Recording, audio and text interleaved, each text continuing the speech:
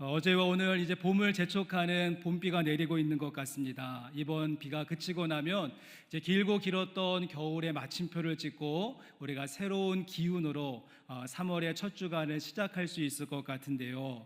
소망하기는 우리의 심령의 계절에도 성령의 그런 임재하심과 은혜의 단비가 부어져서 우리 누구보다도 먼저 응답의 꽃을 피우는 우리 영생교회 성도님들 되시기를 소망합니다. 우리 주변에 계신 분들과 함께 인사하실 때 신앙의 봄을 맞이하십시오. 같이 축복하면서 인사하실까요? 우리 성도님들 신앙의 봄을 맞이하는 은혜가 우리 가운데 있기를 소망합니다. 저희는 지금 계속해서 사도행전 말씀을 통하여서 성령 임재 사건의 결과라고 할 수 있는 교회 공동체가 이제 세워지고 완성되어지는 모습을 함께 지켜보고 있습니다. 사도행전 말씀을 열고 이렇게 교회 공동체가 형성되어지는 과정을 보았더니 여러분 어떻습니까? 네, 그렇습니다. 이 교회라고 하는 것이 그냥 한순간에 뚝딱 하면서 번갯불에 콩 볶아 먹듯이 단기간에 이루어지는 것이 아니라 마치 산고를 겪듯이 합당하게 치루어야 되는 대가의 결과로서 교회 공동체가 세워지게 된다는 것이죠. 그래서 동전의 양면과 같이 교회가 세워지기 위해서는 밝고 희망적이고 그리고 경이롭고 놀라운 그런 일들도 필요하지만 또한 반대의 측면으로서 어둡고 캄캄하고 혼란스러운 터널을 통과하는 과정도 교회가 세워지는 모습과 과정 속에 포함되는 것을 보게 되어집니다. 여러분, 이런 의미로서 저희가 지난주에 보셨던 사도행전 3장의 말씀과 이제 오늘 보시는 사도행전 4장의 말씀을 비교해 보시면 분위기가 너무도 다르고 이 양쪽의 말씀의 온도에 있어서 확연한 차이가 있음을 보게 되어집니다. 여러분, 지난주 말씀은 분위기가 참 좋았습니다. 그래서 40년 동안 한 번도 걸어본 적이 없었던 그 장애인이 베드로와 요한의 선포를 듣고 일어나서 걷고 뛰고 하나님을 찬양하는 모습.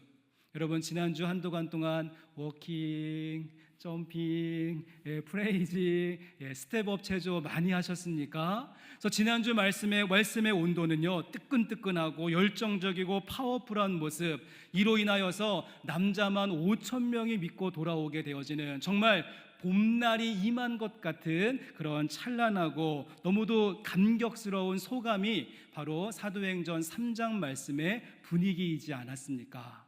여러분, 그런데 이제 오늘 보시는 사도행전 4장 말씀으로 넘어와 보았더니 어떠한 모습인가 하면 말씀을 한 장의 사이를 두고 무려 3장에서 4장으로 넘어왔을 뿐인데 갑자기 한랭전선이 형성되더니 다시 모든 것을 꽁꽁 얼어붙게 만드는 혹한기가 찾아오고 말았다는 사실입니다.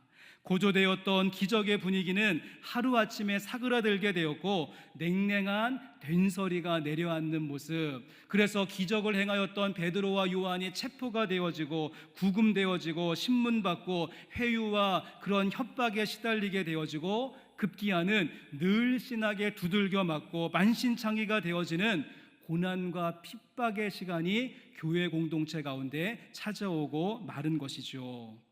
기적의 사건과 함께 이제 힘있게 봄날이 되어졌구나, 기지개를 펴려고 했는데 다시 겨울 외투를 꺼내어 입어야 하는 그런 변덕스러운 날씨를 만나고 말았습니다. 빼앗긴 들에도 봄은 오는가, 그토록 꿈꾸고 소망했던 8월 15일 광복절을 맞이하기는 했지만 그 기쁨과 감격이 오래가지 못하고 6.25 전쟁이 발발함으로 말미암아서 또 다른 아픔의 시간을 보내야 했던 것과 마찬가지로 이 사도행전 말씀이 기록하고 있는 처음 교회에도 공동체가 세워져가는 과정 속에 온탕과 냉탕이 함께 공존하고 있는 모습을 우리는 보게 되어집니다.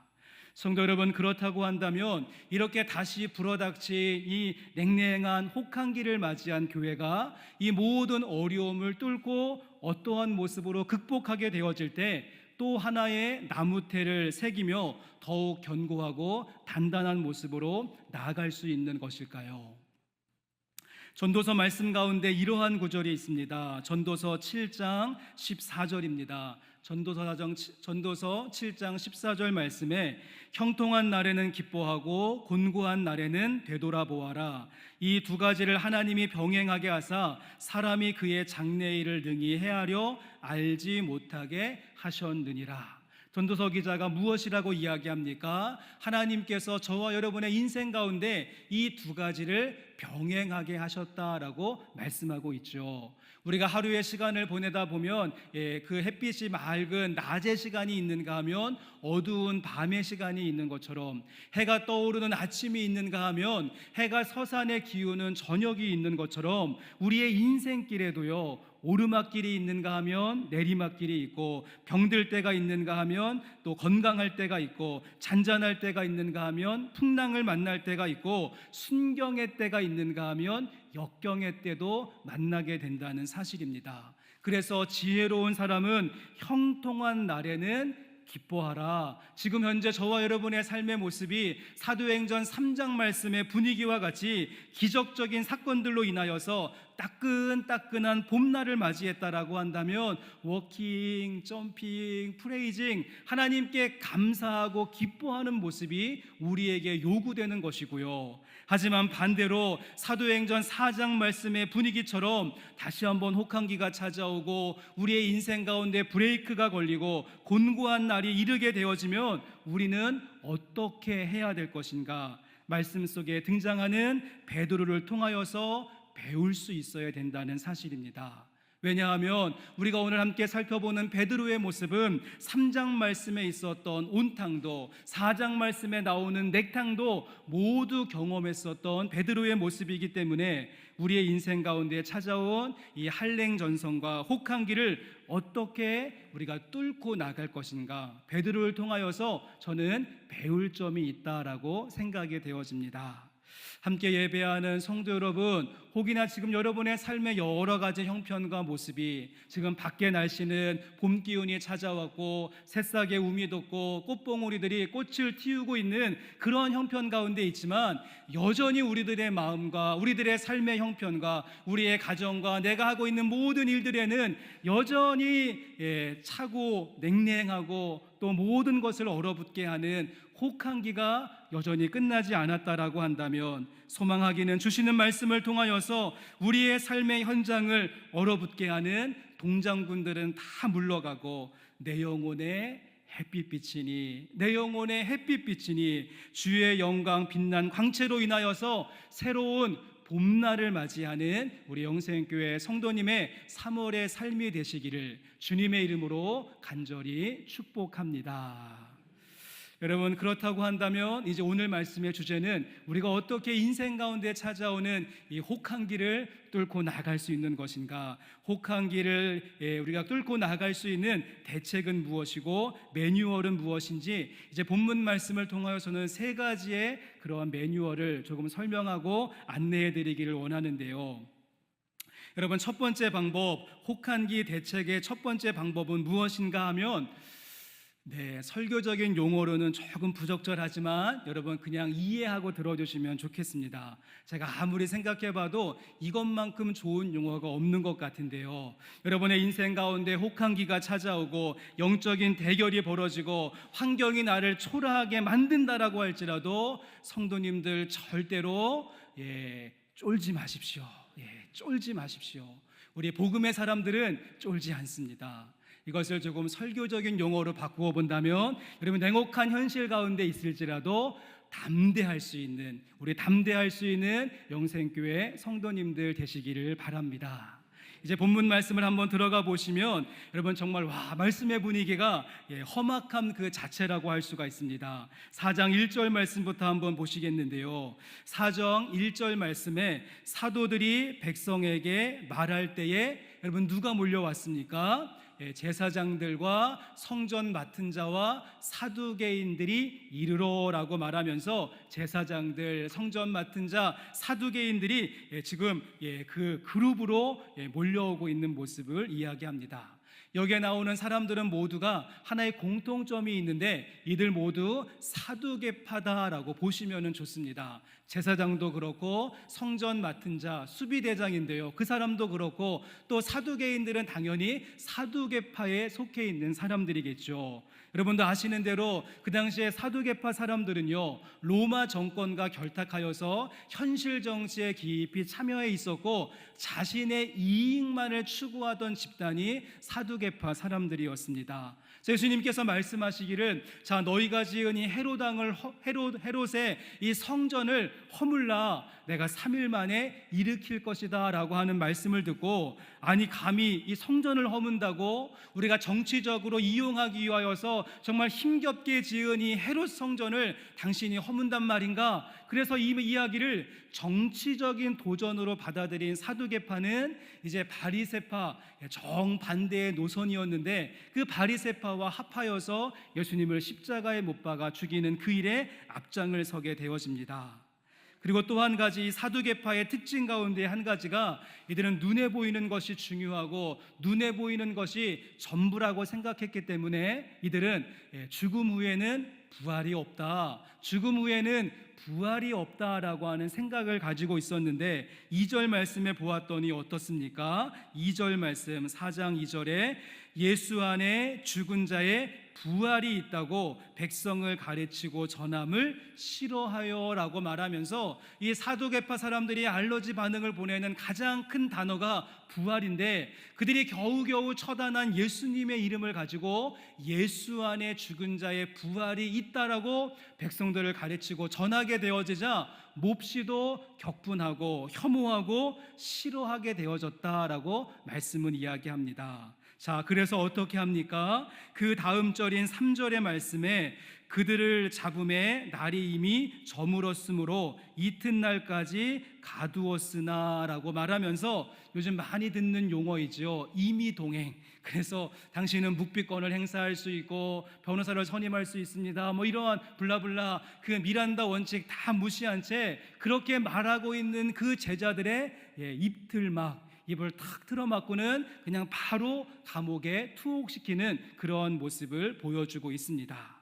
이제 그런 다음에 그 다음 날이 되어졌습니다. 그 다음 날 5절과 6절 말씀 이어서 이야기하기를, 이튿날 관리들과 장로들과 서기관들이 예루살렘에 모였는데 대제사장 안나스와 가야바와 요한과 알렉산더와 및 대제사장의 문중이 다 참여하여 라고 말하면서, 어떤 사람들이 모였습니까? 제사장의 문중이 다 모였다. 이 중에서 안나스라고 하는 사람은 이전의 대제사장, 그러니까 막후의 세력이라고 할 수 있고요. 그 다음에 가야바는 현직 대제사장, 가장 권력의 정점에 서 있는 사람이면서 이 안나스의 사유가 가야바였고요. 그 다음에 나오는 요한과 알렉산더는 지금 현직이었던 이 가야바의 아들들로서 앞으로 그 직을 이어받을 제3대 대제사장에 해당되어지는 사실, 약간 느낌이 패밀리가 떴다처럼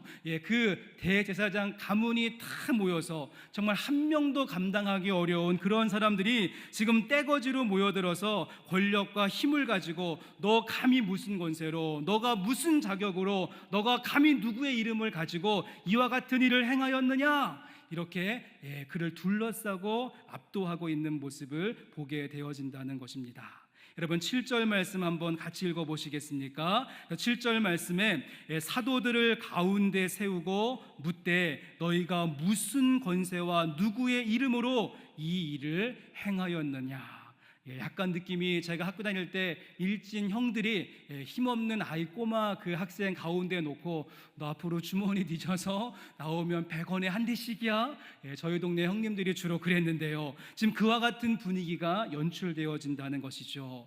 여러분, 저 같으면요, 제가 만약에 베드로와 요한이었다라고 한다면 그런 세력과 권력 앞에서 저는 심장이 막 벌렁벌렁거리고 손발이 덜덜덜 떨리고 입술이 바짝바짝 마르고 마음이 위축되고 고민되어져서 그냥 고개 푹 숙이고 아무 말도 못했을 것 같은데, 오늘 말씀에 나오는 베드로와 요한이 어떻게 하고 있는지 우리 말씀 가운데 13절의 말씀 같이 한번 읽어보도록 하겠습니다. 13절입니다. 그들이 베드로와 요한이 담대하게 말함을 보고 그들을 본래 학문 없는 범인으로 알았다가 이상히 여기며 또 전에 예수와 함께 있던 줄도 알고. 베드로와 요한이 어떻게 합니까?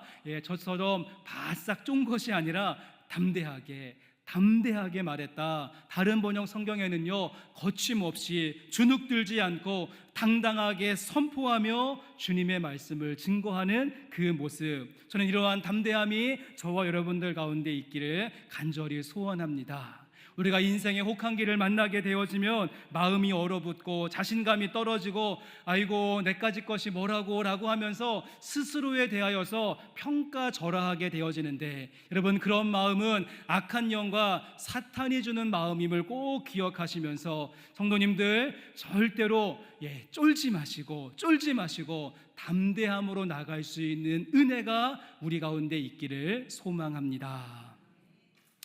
여호수아서 말씀의 첫 장을 열면은요, 완전히 짜그러져 있는 여호수아에게 하나님께서 가셔서 3번씩이나 반복하시는 말이 있습니다. 3번씩이나 반복하시는데, 여호수아서 1장 6절 말씀, 여호수아서 1장 6절의 말씀, 강하고 담대하라. 너는 내가 그들의 조상에게 맹세하여 그들에게 주리라고 한 땅을 이 백성에게 차지하게 하리라. 7절 말씀은 오직 강하고 극히 담대하여 나의 종 모세가 내게 명령한 그 율법을 다 지켜 행하고 우로나 좌로나 치우치지 말라. 그리하면 어디로 가든지 형통하리라. 9절 말씀은요, 내가 내게 명령한 것이 아니냐? 강하고 담대하라. 두려워하지 말며 놀라지 말라. 내가 어디로 가든지 내 하나님 여호와가 너와 함께 하느니라. 하나님께서 3번씩이나 반복하셔서 강조하신 구절이 무엇입니까? 강하고 담대하라. 강하고 담대하라. 우리 주님은 단짠을 말씀하신 것이 아니라 강하고 담대할 것을 3번씩이나 반복하고 있는데, 여러분 이 말씀 기억하시면서 세상의 많은 일들 속에서도 위축되지 마시고 강하고 담대함을 소유하는 저와 여러분 될 수 있기를 원합니다. 제가 유행가를 부를 일은 별로 없는데, 만약 저에게 마이크를 주시면서 좀 한 곡 뽑아보십시오 라고 이야기한다면 저는 주저하지 않고 기꺼이 불러드리는 저의 18번이 있습니다. 여러분 들국화의 산호라면이라고 하는 노래를 아십니까? 산호라면? 제가 한번 불러볼까요? 또 제가 노래 불렀다고 또 설교 시간에 노래 가요 불렀다고 이단이라고 하지 마시고, 산호라면 언젠가는 밝은 날도 오겠지. 흐린 날도 날이 새면 해가 뜨지 않더냐. 짜잔짠짠짠 새파랗게 젊다는 게 한미천인데, 째째하게 굴지 말고 가슴을 쫙 펴라. 내일은 해가 뜬다. 내일은 다 같이 새파랗게 젊다는 게 한미천인데,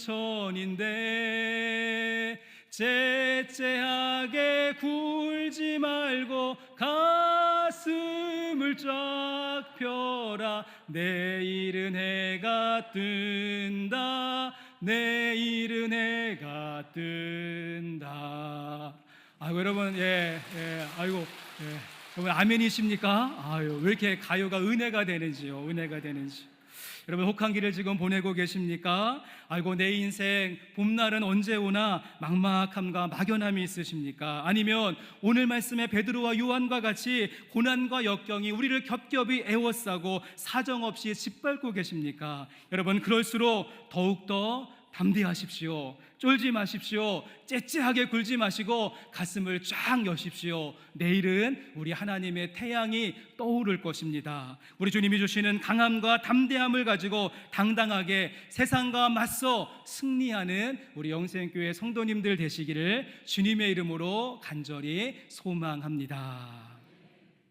자, 그런가 하면 두 번째로 우리의 인생 가운데 혹한기가 찾아왔을 때 그것을 뚫고 나갈 수 있는 두 번째 매뉴얼, 저는 두 번째 원리는 앞에서 보았던 첫 번째 원리와 깊게 연결되어진다라고 생각이 되어지는데, 자, 베드로와 요한이 이토록 여러분 강하고 담대하고 흔들림이 없을 수 있었던 이유와 비결이 무엇인가? 이들이 어떻게 이럴 수 있었는가? 이들이 태권도를 배우고 어떠한 특별한 기술을 연마했기 때문에 그런 것이 아니라, 오늘 말씀해 보시면 베드로와 요한이 성령의 충만함을 입게 되어졌을 때, 성령의 충만함을 입게 되어졌을 때, 성령이 충만하여 이르되라고 말하면서 성령 충만함이 비결이었음을 우리에게 알려줍니다. 우리 8절의 말씀, 본문 말씀 8절 말씀 같이 한번 읽어보십니다. 이에 베드로가 성령이 충만하여 이르되 백성의 관리들과 장로들아. 베드로가 어떻습니까? 성령의 충만함을 입어서. 우리 베드로가 여러분 달라져도 너무 많이 달라졌습니다. 분명히 이전에 베드로의 모습은 그 어린 계집종 그 한 사람 앞에서도 주님을 모른다고 3번씩이나 부인하고 부정했었던 유약한 베드로의 모습이지 않았습니까? 근데 지금은 어떤가 하면 당시의 공권력의 상징이라고 할 수 있는 사내들인 공의에 가서 그 지체 높은 권력자들이 겹겹이 애워싸고 너가 무슨 권세를 가지고 이런 일을 행하느냐, 가차없이 사정없이 린치를 가하는 그런 형편과 처지에 있었음에도 불구하고 그가 전혀 흔들림 없이 강하고 담대할 수 있어 담대하게 외칠 수 있었던 비결이 바로 성령이 충만하여 이르되, 성령의 충만함에 그 근거와 이유가 있었다는 사실입니다. 전 이번에 말씀을 준비하면서 이 성령 충만과 관련하여서 새롭게 깨달은 중요한 내용이 한 가지가 있습니다. 그것은 무엇인가 하면 저희가 이전에 살펴보았던 사도행전 2장의 말씀, 오순절 성령 강림의 사건이 있었을 때도 성령 충만이다라고 하는 말이 나오고, 이제 오늘 보시는 사도행전 4장 8절 말씀에도 성령의 충만함이라고 하는 말이 나오는데, 한글 성경은 2장 4장 모두 충만이다라고 하는 말을 쓰지만 이 말씀을 헬라어 원어로 보시면 서로 다른 용어를 쓰고 있다는 것이죠. 우리 이번에는 사도행전 2장 4절과 사도행전 4장 8절 말씀을 한번 비교해서 보시면 좋겠는데요. 먼저 2장 4절 말씀, 우리가 잘 아는 사건, 오순절 성령이 바람처럼 불처럼 임하게 되어지자 그들이 다 성령의 충만함을 받고 성령이 말하게 하심을 따라 다른 언어로 말하기를 시작했다. 충만이라고 하는 말이 나오고요. 우리가 함께 읽은 말씀 4장 8절에는 이에 베드로가 성령이 충만하여 이르되 백성의 관리들과 장로들아, 또 충만이라고 하는 말이 나오죠. 한글은 똑같은데요, 헬라어 원어는 다른 것을 보게 되어집니다. 여러분, 이 부분은 조금 어려운 내용이니까 공부한다라고 생각하시고 한번 들어보시면 좋겠습니다. 그래도 목사가 설교할 때 좀 헬라어도 섞어서 이야기하고 히브리어도 이야기해야지, 아이고 우리 목사님 그래도 공부 좀 하는구나, 여러분이 안심하시지 않습니까? 우리 먼저 여러분 2장 4절 말씀에 있었던 성령의 충만함을 이야기할 때는 헬라어로 핀플레미라고 하는 말을 쓰고요. 핀플레미, 우리가 함께 보았던 4장 8절 말씀의 충만은 플레르라고 하는 말을 씁니다. 이 핀플레미와 플레르가 어떻게 다른가 하면, 먼저 앞에 있었던 이 핀플레미는 충만한데 외적으로 보여지는, 그래서 밖으로 부흥하고 퍼져나오는 눈에 보여지는 은사적인 측면으로서의 충만을 이야기한다면, 뒤에 있는 플레르라고 하는 충만은요, 보여지지 않지만 내면에 꽉 채워지는 충만의 모습, 내 안에 있는 이 기쁨을 설명할 길이 없네라고 할 때는 플레르라고 하는 말을 쓰고요. 그냥 가만히만 있어도 얼굴에서 막 광채가 뿜어져 나오는 모습을 핀플렘이라고 말할 수 있습니다. 이 두 가지의 용어를 성령님의 사역과 연결시켜 본다면 성령님이 주시는 2장 4절 말씀에 그 뜨거웠던 부어주시는 핀플렘이 성령님의 은사와 기프트가 체험되어지고 방언을 말하고 예언을 하고 병든 자들이 고침을 받는 눈으로 겉으로 드러나고 있는 은사적인 측면으로서의 충만의 모습이 있는가 하면, 또 한 가지는 플레르, 그 우리의 내면 가운데 가득히 채워지면서 열매로서의 모습, 성품으로서의 모습, 성령님이 우리 안에 계시면 성령의 열매, 사랑과 희락부터 시작해서 온유와 절제로 가득히 채워지는 모습을 플레르라고 말할 수가 있습니다.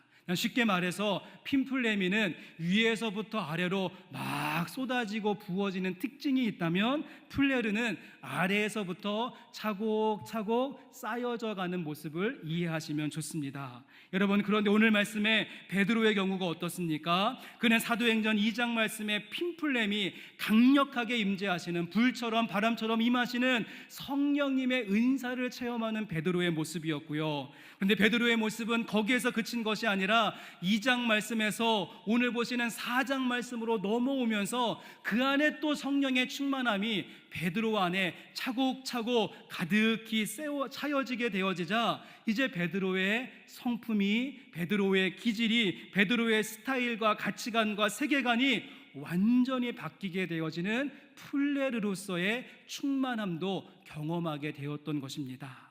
저는 말씀을 개인적으로 묵상하면서 이 핀플레미도 참 제가 사모하지만 플레르의 모습이 있었으면 좋겠다. 그래서 베드로가 성령의 충만함을 입고 또 그 안에 성령님의 가득함이 있게 되어지자, 그가 어떠한 환경에 있든지, 누구 앞에 서 있든지, 어떤 일을 만나든지, 어떤 위협과 협박이 있든지 전혀 주눅들지 않고 쫄지 않고 담대하게 선포할 수 있었다는 사실입니다. 함께 예배하는 성도 여러분, 우리가 살아가면서 번번이 실패하고 늘 고민하고 힘겨워하는 문제가 무엇입니까? 그렇죠. 우리의 이 성품 때문에, 내가 가지고 있는 기질 때문에, 그냥 쉽게 말해서 이놈의 승질 때문에 우리가 후회하고 답답해하고 문제를 만나고 어려움을 겪는 경우가 얼마나 많이 있습니까? 나의 이 소심한 성격 때문에, 우유부단한 성품 때문에, 과격하고 난폭하고 우욱하는 그 승질 때문에, 오락가락 걷잡을 수 없는 기질 때문에, 벌겋게 달아오르는 다혈질 때문에, 한순간에 푹 꺼져버리는 우울증 때문에, 톡톡 쏘아대는 이 까칠한 성격 때문에 우린 수도 없이 후회하고 답답해하고 부끄럽고 스스로를 초라하게 여기는 경우가 참 많은데, 여러분, 그런데 어떻습니까? 성령님의 충만함의 또 다른 차원 플레르, 우리 안에 성령님이 가득히 찾아오시게 되어지면 내가 가지고 태어난 기질은 그럴지라도, 내 인생길 가운데 형성된 성격은 이 모양 이 꼴이라고 할지라도 성령님이 플레르 가득하게 임하시면 우리 가운데 하나하나 성령님의 열매가 맺혀지게 될 것이고, 우리의 기질과 우리의 스타일과 우리의 성품과 우리의 모든 가치관과 세계관이 오늘 말씀의 베드로와 같이 변화되어지는 놀라운 역사가 있게 될 것입니다. 우리 모두 성령의 충만함을 가지고 신성한 성품, 디바인 네이처에 참여함으로 말미암아 우리 앞에 있는 이 혹한기의 어려움의 문제도 성령 충만함으로 뚫고 나가는 저와 여러분의 모습이 되기를 주님의 이름으로 간절히 소망합니다. 자, 우리가 한 가지만 더 살펴보시면 이제 마지막 세 번째로 인생의 혹한기를 뚫고 나갈 수 있는 대책 매뉴얼, 전 이번에 세 번째도 앞에 있는 두 가지와 연결되어진다라고 생각이 되어지는데, 여러분, 사도 베드로가 성령의 충만함을 입었습니다. 그래서 그가 담대하게 주님의 말씀을 이제 선포하는데, 이 담대하게 베드로와 요한이 외쳤던 내용이 무엇인지, 그들의 입술을 통하여서 증거되어지고 있는 그 메시지의 핵심이 무엇인가를 보시면 우린 세 번째 대책과 매뉴얼을 발견하게 되는 것이죠. 우리 이번에는 본문 말씀은 10절과 11절과 12절의 말씀, 세 절 말씀 조금 길기는 하지만 우리 천천히 한번 같이 읽어보도록 하겠습니다. 너희와 모든 이스라엘 백성들은 알라. 너희가 십자가에 못 박고 하나님이 죽은 자 가운데서 살리신 나사렛 예수 그리스도의 이름으로 이 사람이 건강하게 되어 너희 앞에 섰느니라. 이 예수는 너희 건축자들의 버린 돌로서 집 모퉁이의 머릿돌이 되었느니라. 다른 이로서는 구원을 받을 수 없나니 천하 사람 중에 구원을 받을 만한 다른 이름을 우리에게 주신 일이 없음이라 하였더라. 아멘. 여러분, 지금 이 사내들인 공의에 선 이 베드로와 요한이 담대함 가운데, 성령 충만함 가운데 외치고 선포했던 내용이 무엇입니까? 그들은 위급한 순간을 벗어나기 위해서 변명을 하거나 자신의 상태가 어떠한지 변호하는데 그들의 말을 사용한 것이 아니라 그들은 성령 충만함 가운데 오직 예수 그리스도, 예수 그리스도, 나사렛 예수 그리스도 이름만을 선포하고 증거하고 있다는 사실입니다.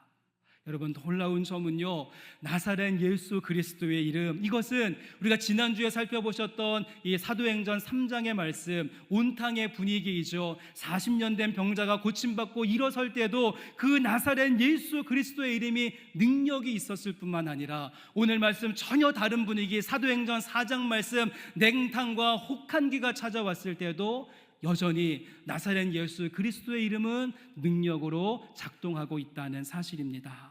여러분, 지금 베드로와 요한은 어떻습니까?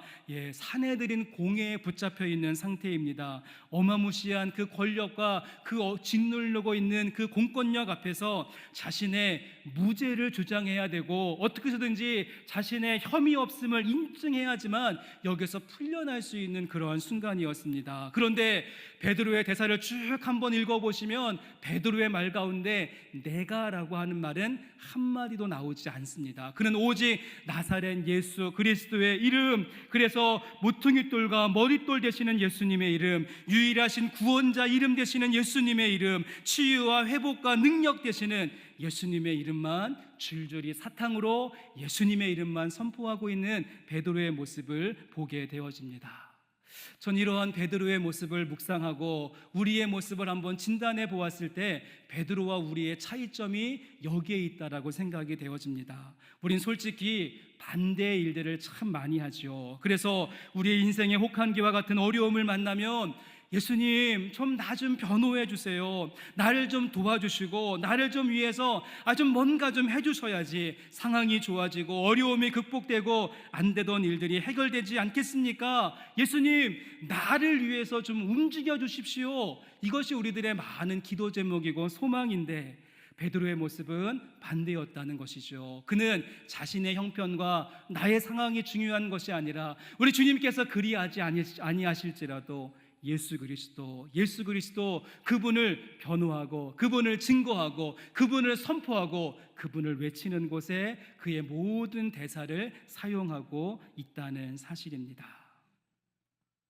전 이러한 베드로의 모습에 참 많은 감동과 도전이 되어졌는데 여러분, 혹한기를 보내고 계십니까? 여러분, 그 어려움의 시기에 있을지라도 늘 초보적인 단계, 나를 위한 예수님만을 요구하는 것이 아니라 우리가 이제 한 단계 성숙한 모습으로서 예수님을 위한 내가 되겠습니다.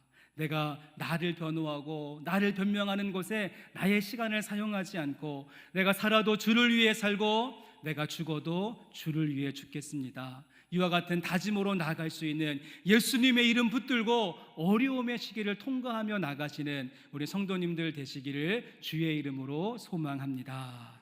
우리 지난 금요 성령 집회 시간은 우리가 이제 내일과 모레 우리 교회와 가정의 아이들이 새로운 학년, 새로운 학기를 시작하기에 아이들을 축복하고 응원하는 마음으로 우리가 백투스쿨 블레싱 예배를 함께 드렸는데요. 여러분, 이때 우리 교회 학교 꼬마 친구들부터 중등부, 고등부 친구들이 함께 나와서 특송하는 그러한 영상을 좀 다시 한 번만 보시면 좋겠습니다. 보시면은 우리 교회 아이들이요, 이렇게 Put your hands up 그러면서 막 이러면서 이제 뭐라고 이제 막 랩과 같이 찬양을 부르는데요. 우리 아이들이 어떻게 찬양하고 고백하는지 한번 잘 들어보시면 좋겠습니다. 영상 함께 보시겠습니다.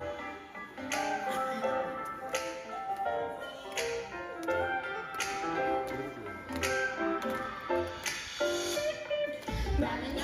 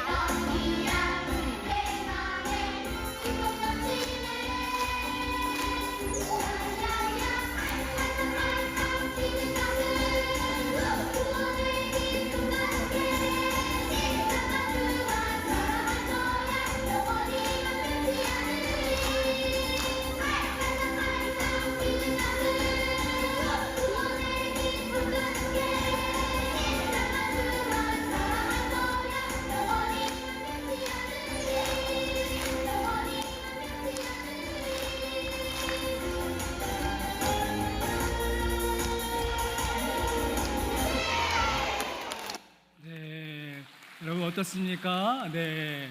우리 아이들이 더 낫지 않습니까? 우리 어른들이, 선생님들이, 또 부모님들이 야, 너 나중에 커서 뭐가 될래? 뭐 먹고 살래? 너 직업이 뭐야? 뭘 꿈이야? 이렇게 외칠 때 우리 아이들은 담대하게 외친다는 것이죠. 나는 예수님 한 분이면 충분합니다. 예수님의 제자로서 예수님과 함께 살겠습니다. 그런 다짐을 하고 있는데, 소망하기는 우리 어른 성도님들도 우리 아이들 앞에 부끄럽지 않도록 이번에 인생 가운데 냉혹한 혹한기를 보내고 있다라고 할지라도 우리 겹겹이 애워싸고 있는 그 어려움 앞에서도 성도님들, 쫄지 마시고 담대하십시오. 그리고 성령의 충만함을 입으십시오. 우리 가운데 허락하신 나사렛 예수 그리스도의 이름 붙들고 힘있게 나가시는 성도님들 되시기를 바랍니다. 저와 여러분의 모습이 팔딱팔딱 뛰는 가슴, 구원의 기쁨과 은혜를 가지고 십자가만 붙들고 나가는 이만 변치 않겠습니다 고백하며 새롭게 3월을 출발하는